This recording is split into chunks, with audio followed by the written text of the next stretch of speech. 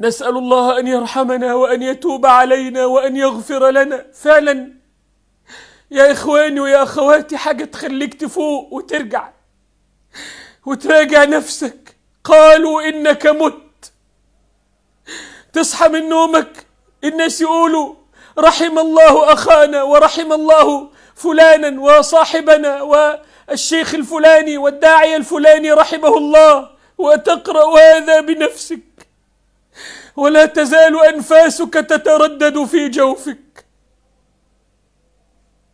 إنها تذكرة، إنها موعظة، إنها إشارة. رغم أن الإنسان ممكن يعتب على بعض إخوانه في اختيار عناوين المقاطع والفيديوهات، لكن في نفس الوقت نشكره لأنه أيقظ الإنسان من غفلة، ولأنه خلى الإنسان يفتكر فعلا اللحظة دي.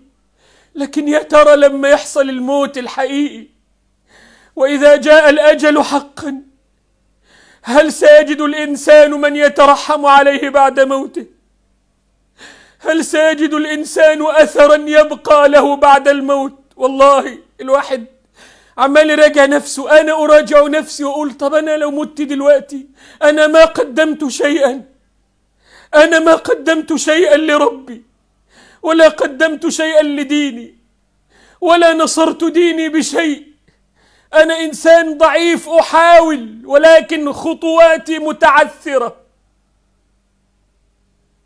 ولكن رحمة الله واسعة سبحانه، ونرجو منه سبحانه أن يتوفانا على الطريق، على طريق الهدى، على طريق الإيمان، على طريق اتباع سنة محمد صلى الله عليه وسلم، وألا نزيغ عن الطريق ولا نضل حتى نلقاه سبحانه. إن الإنسان ما يبقاش طول حياته معروف بأنه يقرأ القرآن ويدعو إلى الله ويخطب جمعة، ثم والعياذ بالله ينحرف عن جادة الطريق إلى طريق أخرى، فيداهن أو ينافق أو يكون الحق عنده باطلا والباطل حقا، كما حذر من ذلك حذيفة رضي الله عنه. نسأل الله الثبات يا إخواني ويا أخواتي. إنها موعظة للجميع، ليست لي وحدي، إنها تذكرة. فجأة يقولوا فلان مات، يا ترى فلان ده لما يموت وفلانة دي لما تموت حالها إيه مع ربنا؟